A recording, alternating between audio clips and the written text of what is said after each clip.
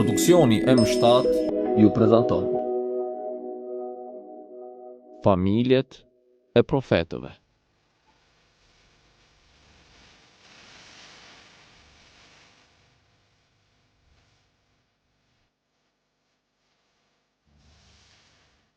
Profeti Ibrahim a.s.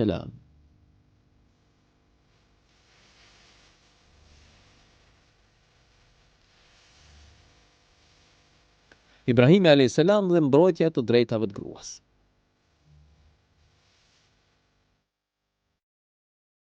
Islami barazin mes mashkullit dhe femrës e sheh në të drejta dhe obligime dhe jo në gjithçka. E rëndësishme në Islam është që secili të marrë të drejtat që i takojnë. Siç përmendet edhe në një hadith të profetit sallallahu alaihi wasallam, burrat janë vëllezërit e grave. Gjithashtu, Kurani famlart i referohet edhe zanafillës së krijimit të burrit dhe gruas, e cila është e përbashkët.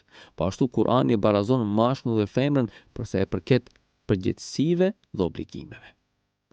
Në lidhje me historinë e Ibrahimit a.s. dhe bashortes së tij, Sara, do të flasim edhe mbi drejtat e gruas në Islam. Do të përmendim vendin që Islami ka dhënë femrës dhe në fund do të përmendim mbi disa dallime që sheriati ka bërë mes femrës dhe mashkullit. Historia e Ibrahimit a.s. dhe bashortes së tij. Transmetohet se Abu Huraira ka thënë: Ibrahimi a.s. nuk ka gënjur vetëse 3 herë. 2 herë gënjeu për t'u treguar idhujtarëve kotësinë e adhurimit të idhujve, kur u tha: unë jam i sëmur, dhe e ka bërë idhulli më i madh. Kurse herën tretë gënjeu kur një nga mbretërit u josh nga bukuria e Sarës dhe dërgoi ushtarët ta marrin. Kur ushtarët e pyetën Ibrahimin a.s. mbi Sarën, u tha: ajo është motra ime. Më pas Ibrahimi a.s. i tha Sarës: oj Sara, për Zotin, nuk ka besimtar tjerë mbi tokë veç teje dhe meje. Nëse të pyesin mbi mua, u thua që je motra ime dhe mos më përgënjeshtro. Më pas e morën Sarën dhe e dërguan te mbreti i tyre. Me të hyrë në dhomën ku ndodhej mbreti, ky fundi zgjati dorën ta prek, por menjëherë dora ju paralizua. I tronditur i kërkoi Sarës ta liroj, duke i premtuar se nuk do t'i bëjë gjë të keqe. Sara e luti Zotin dhe dora i shërua. Mbreti u përpoq për herë dytë ta prek, por përsëri u paralizua dora, më keq se herën e parë. Pasi Sara e luti Zotin, dora ju shërua. Të njëjtin veprim e përsëriti për herë të tretë dhe përsëri ju paralizua krahu.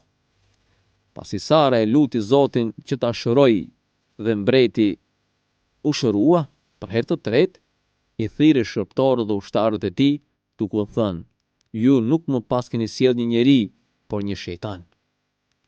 Pas kësaj ndodhie, mbreti urdhëroi shërptorët e tij që t'i shërbenin sa më mirë Sarës dhe i dhuroi asaj një shërbëtore me emrin Hajere. Kur Sara shkoi te Ibrahimi a.s. e gjeti atë duke u falur.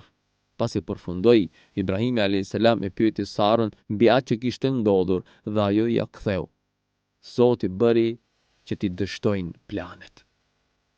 Thotë Abu Huraira: ajo, Haxheria, është nëna juaj, o bijt e ujit të shiut. Me fjalët bijt e ujit simbolizohen arabët e shkretëtirës, pasi endeshin në kërkim të oazave dhe vendeve ku bie shi për vete dhe për bagtit e tyre. Mbreti i keq që përmend në historinë e mësipërme ishte në Egjipt. Kjo përmendet në hadithet e Imam Muslimit, ku Ebu Dharri transmeton se i dërguari i Allahut Muhammedi sallallahu alaihi wasallam ka thënë: ju do të merrni një tokë ku përmendet Kirati, njësi peshe.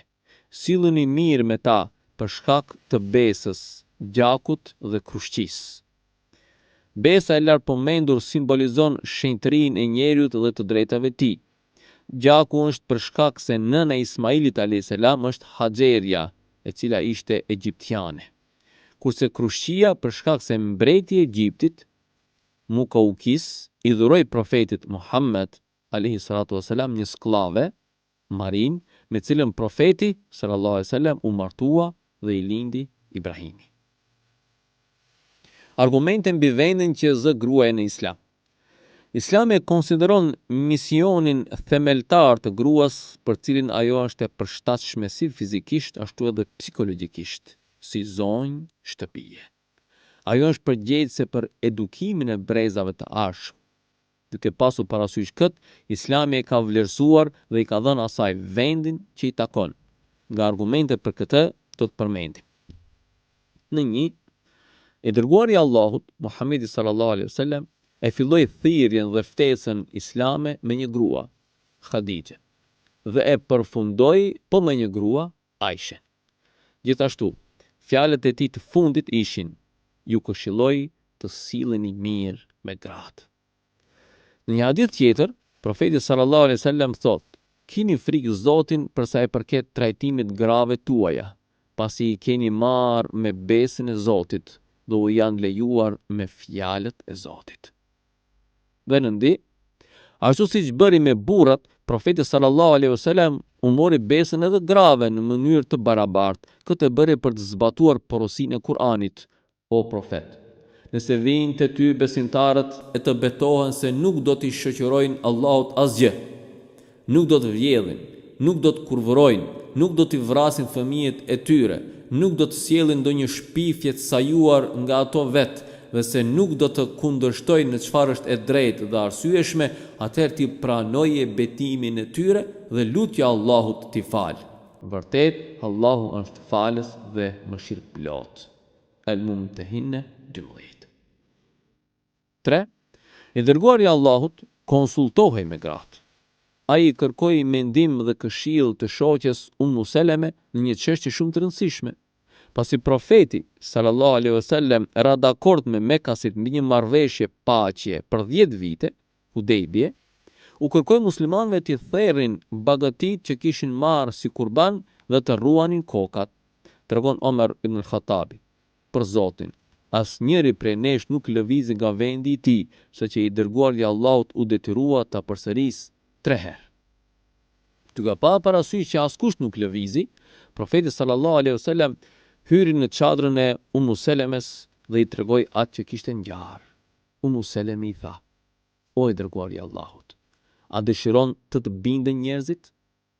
Dil jashtë dhe mos i fol askujt derisa të therrësh kurbanin tënd dhe të ruash flokët e tua.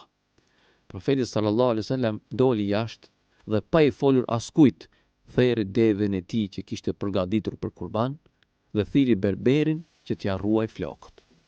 Kur pan këtë, gjithë muslimanët tjerë filluan të therrin kurbanet dhe të ruajnë flokët, saqë prej njëri tjetrin nga inati. Kjo ndodhi është argumenti më i mirë mbi pavërtetësinë e hadithit që thotë: këshillohuni me to dhe veproni në kundërshtim me sugjerimet e tyre. Nuk është vërtetuar kurrë që këto fjalë janë të profetit Muhammed sallallahu alaihi wasallam. 4. Tregon Hani bint Ebi Talib, thot shkova tek i dërguari i Allahut vitin kur morën Mekën, por ishte duke u larë. Pasi përfundoi, u vesh dhe fali 8 rekate, dhe pasi përfundoi, unë i thash: o i dërguari i Allahut, vëllai im, Ali ibn Ebi Talib, kërkon të vras filanin të cilin unë e kam marrë në mbrojtje. Profeti sallallahu alaihi wasallam i tha: ai që ke marrë në mbrojtje është edhe në mbrojtjen tonë, o Han. Ky hadith konfirmon të drejtën e grave për të marrë në mbrojtje burrat. 5. Aisha ishte referenca e shumicës së sahabëve në çështjet e fetvave.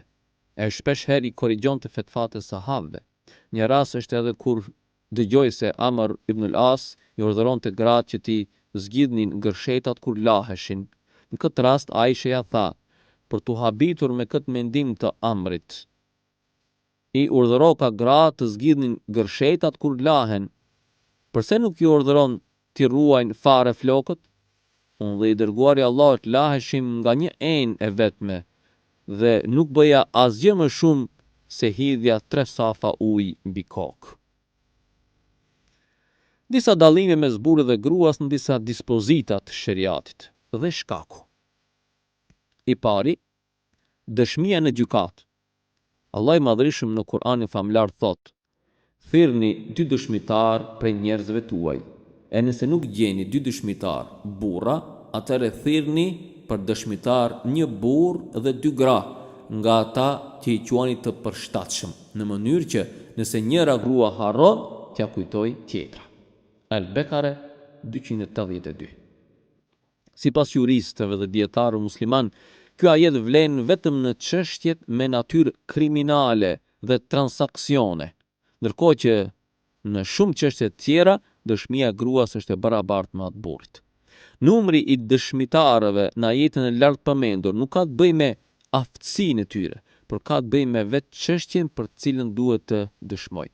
Kështu kemi rastin e marrëdhënieve jashtëmartësore, ku nuk mjafton dëshmia e 2 burrave, ashtu siç kemi çështje tjera që kanë të bëjnë me natyrën e gruas, ku pranohet dëshmia e një gruaje të vetme.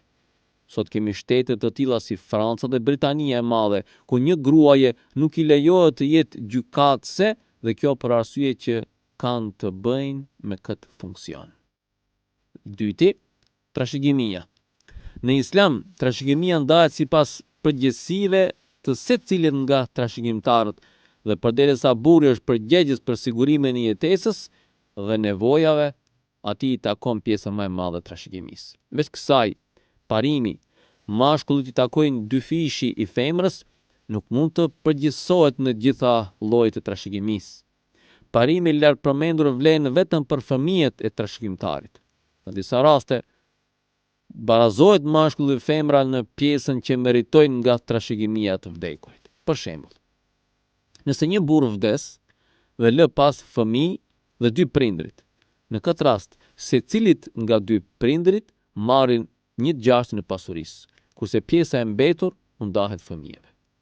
Ka raste të tjerë kur femra merr më shumë se mashkulli, si për shembull, nëse i vdekuri ka lënë pas një vajzë dhe 3 vëllezërit e tij.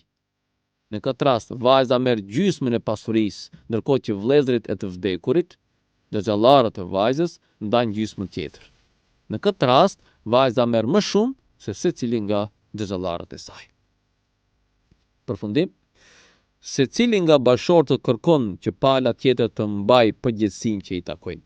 Kështu, burri kërkon nga e shoqja të kujdeset për shtëpinë dhe fëmijët, të komunikojë dhe të plotësojë nevojat fiziologjike.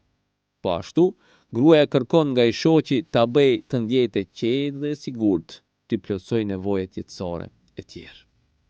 Vëlla musliman, mos e bëj veten të tillë që ditën e Kiametit të vi bashortja jote dhe të nxjerrë para Zotit duke i thënë: O Zot, ky më ka bërë padrejtësi, nuk më ka lënë të shkollohem, më trajtonte keq, nuk mi ka plotësuar nevojat dhe më ka bërë të vuaj gjithë jetën.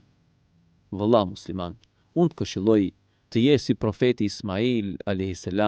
për cilin Zoti thot: ai e urdhëronte familjen e vet që të falte namazin e të jepte zakatin, dhe ishte i mirëpritur te Zoti i vet. Merjem 55.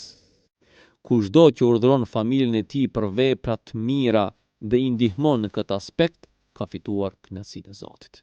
E lutim Zotin na bëj nga kjo kategori. Amin.